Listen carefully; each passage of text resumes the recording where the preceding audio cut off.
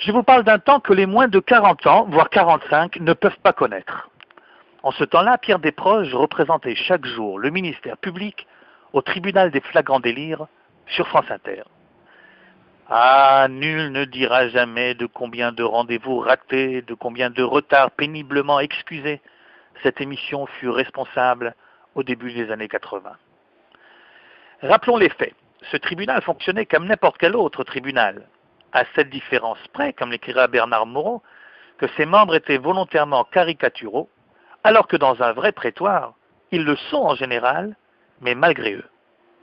Des stars du monde de la politique, de la chanson, du journalisme, du cinéma ou de la littérature défilèrent ainsi dans le box des prévenus pour s'en prendre plein la figure par un Desproges qui ne tenait aucun compte de leur notoriété. Non seulement la plupart d'entre eux supportaient assez bien le choc, ou faisaient semblant en tout cas, mais souvent ils en redemandaient, tant il est vrai que dans ce monde-là, on se préoccupe peu de savoir comment sont embouchées les trompettes de la renommée, chère à Brassens, un autre ami de Desproges, l'essentiel étant qu'elles sonnent. Au flagrant délire, on ne risquait pas de ne pas les entendre. Si je vous parle de tout ça aujourd'hui, ce n'est ni par nostalgie, ni pour rendre un hommage posthume à l'ami Pierre, 21 ans déjà après sa mort. Quoique après réflexion, il le mériterait bien, le bougre. Cet homme a quand même écrit de très profondes pensées, comme celle-ci que j'adore. Je plains les hommes petits. Ce sont les derniers à savoir quand il pleut. Cependant, si je vous en parle, c'est parce que son nom a été utilisé dans l'affaire Val-Ciné il y a déjà quelques mois. On se souvient que Philippe Val, alors rédacteur en chef de Charlie Hebdo, avait jugé nauséabonde une phrase de Ciné, un vieux routier du journal satirique. Ce dernier avait accusé Sarkozy Junior de vouloir, par opportunisme, se convertir au judaïsme à seule fin de pouvoir épouser la fille richissime des magasins Darty. Ah, il fera du chemin dans la vie, ce petit, en avait conclu Ciné. Val avait alors senti que ce lien sous-jacent entre judaïsme, pouvoir et argent était de très mauvais goût.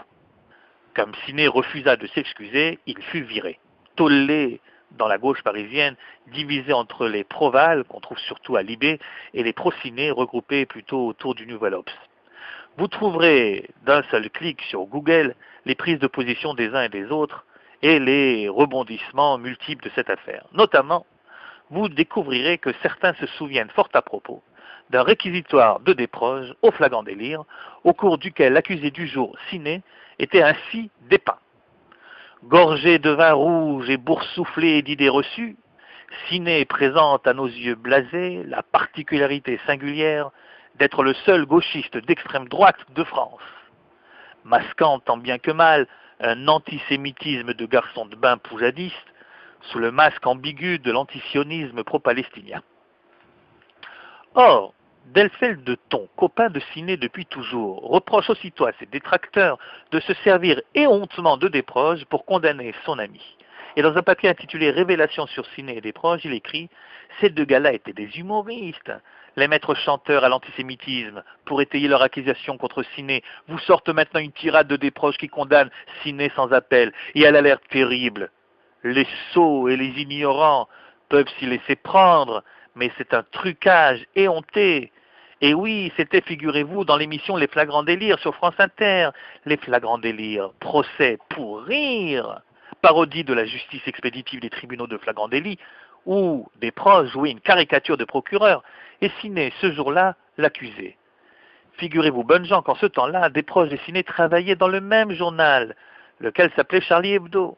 Les accusations portées par Desproges contre Ciné et pieusement rapportées par des philosophes, des journalistes, c'était de l'humour, comme je vous le dis. C'était pas pour de vrai, c'était une blague entre copains. Alors s'il vous plaît, lâchez-nous avec Desproges. N'abusez pas de son cadavre. Il vous clouerait sur place s'il pouvait revenir, et je vous parie que ça le démange. Fin de citation. Alors moi je conçois qu'un pote à Ciné se porte à son secours. Je conçois même qu'il puisse sincèrement croire qu'aucun relent de judéophobie ne l'animait lorsqu'il écrivit sa petite phrase maladroite sur Darty et Sarkozy. Mais que le réquisitoire de Desproges ne reflète pas le fond de sa pensée sur Ciné, voilà qui ne peut tromper que ceux qui ne prennent pas la peine de le relire. Le réquisitoire contre Ciné fut l'un des plus mémorables et des plus terriblement efficaces. Ceux qui pensaient que, précisément parce que travaillant tous les deux dans le même journal, on allait avoir droit à une certaine complicité collégiale, en ont été pour leurs frais. Le style des Progiens est bien sûr humoristique, mais, en l'occurrence, les flèches qu'ils décochent sont bien réelles. Desproges ne tire pas sur Ciné pour de rire, mais pour faire mal. Jugez plutôt. Tel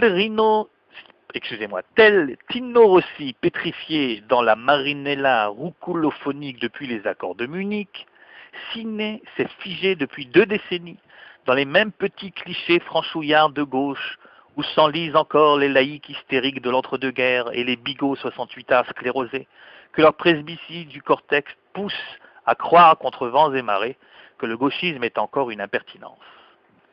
Desproges reproche alors à Ciné son anticléricalisme primaire, son incapacité à se remettre en cause. La constante dans l'œuvre de Ciné, mesdames et messieurs les jurés, c'est que cet homme ne connaît pas le doute. Ciné sait que les curés sont tous des salauds, grâce à quoi il peut se permettre de fourrer le moine Raspoutine et la mère Teresa dans le même sac à corbeau. En ce qui me concerne, j'ai toujours été fasciné par les détenteurs de vérité qui, débarrassés du doute, peuvent se permettre de se jeter tête baissée dans tous les combats que leur dicte la tranquille assurance de leur certitude aveugle. Après quoi, Desproges, sans pitié, n'a plus qu'à achever l'accusé déjà à terre en lui donnant le coup de grâce. Et il va le traiter de l'insulte la plus blessante qui soit, tant pour lui que pour sa victime, habituellement fier de montrer son pseudo-anarchisme à tous les passants. Vous êtes un militaire, Ciné, vous êtes un sergent, vous connaissez l'ennemi, qu'on vous file un tromblon à la place de votre feutre à Mickey, et vous allez tuer, détruire, écharper. Vous êtes de ces pacifistes bardés de grenades et de bons sentiments, prêts à éventrer quiconque n'est pas pour la non-violence. Que vous le vouliez ou non, quelque chose en vous évoque ces bigots du machiavélisme pour qui la guerre de 14-18, c'était la guerre entre les méchants allemands et les gentils français. Et voilà. C'était bien la peine de consacrer sa vie à se donner l'image d'un libertaire rebelle pour se faire ainsi traiter de militaire, de bigot et de patriote devant la France entière. Nul doute, mon cher Delfel, qu'à ce moment-là, Ciné regretta d'être venu. Mais ce n'est pas tout. Dans l'édition écrite des réquisitoires Desproges, où l'éditeur, je ne sais plus, a tenu à rajouter, après le rappel de cette exécution radiophonique, la phrase suivante. Ciné, : ce dessinateur haineux, raciste et borné, a foutu des boutons de rage à plusieurs générations de bien-pensants, qu'il en soit ici remercié et qu'il crève. Dans Vivant heureux en attendant la mort, paru peu après, l'ancien procureur reviendra, sans nommer son ancien accusé, sur la haine qu'il éprouve à l'égard des extrémistes de tous bords. Maudite soit la sinistre bigote grenouilleuse de bénitier qui branlotte son chapelet en chevrotant sans trêve les bondieuseries incantatoires, dérisoires de sa foi égoïste rabougrie. Mais maudit soit aussi l'anticlérical primaire demeuré, qui fait croire au passage de Mère Teresa. Tout cela pour vous dire, mon cher Delfel de Thon, que si Desproges revenait, je ne suis pas persuadé que celui qui clouerait sur place est celui que vous croyez. Vous me direz, mais à quoi sert donc cet édito? N'y a-t-il rien de plus urgent à faire que de fourrer son nez dans les querelles de chapelles gauchisantes où s'opposent libérationnistes et nouvel observatoriens? Certes. Mais voyez-vous, d'abord, je ne pense pas que cette querelle autour de Ciné soit un fait divers mineur. Je pense que Bernard-Henri Lévy a raison d'affirmer à propos de cette affaire qu'aussi minuscule qu'elle semble, c'est une de ces sécrétions du temps dont Michel Foucault disait qu'elles n'ont pas leur pareil pour refléter, condenser, télescoper l'esprit et le malaise d'une époque. Bon, il a raison, BHL, mais enfin, qu'est-ce qui peut m'énerver avec ces références inutiles? Enfin, je pense en tout cas qu'en utilisant les mots qu'il a utilisés, Ciné aurait dû savoir que ceci véhiculait ce que Bernard-Henri Lévy encore a appelé l'histoire, la mémoire, l'imaginaire qui les hante, et que derrière ces mots-là, une oreille française ne pouvait pas ne pas entendre l'écho de l'antisémitisme le plus rance. Derrière cette image d'un judaïsme tout-puissant auquel un Rastignac contemporain se devrait de faire allégeance, elle ne pouvait pas ne pas reconnaître l'ombre de notre premier best-seller antisémite national, Les Juifs, rois de l'époque, d'Alphonse Tousnel, en 1845. Voilà. Et puis ensuite, j'en ai plus qu'assez de voir qu'on utilise Desproges pour justifier l'injustifiable. Non mais c'est vrai quoi. Déjà, les partisans de Dieudonné avaient osé le comparer à leur idole, feignant de ne pas voir la différence entre un sketch haineux et un autre tournant l'antisémitisme en dérision. Il n'était donc pas question de ne pas réagir à cette nouvelle tentative d'en faire un défenseur de Ciné et de ses idées.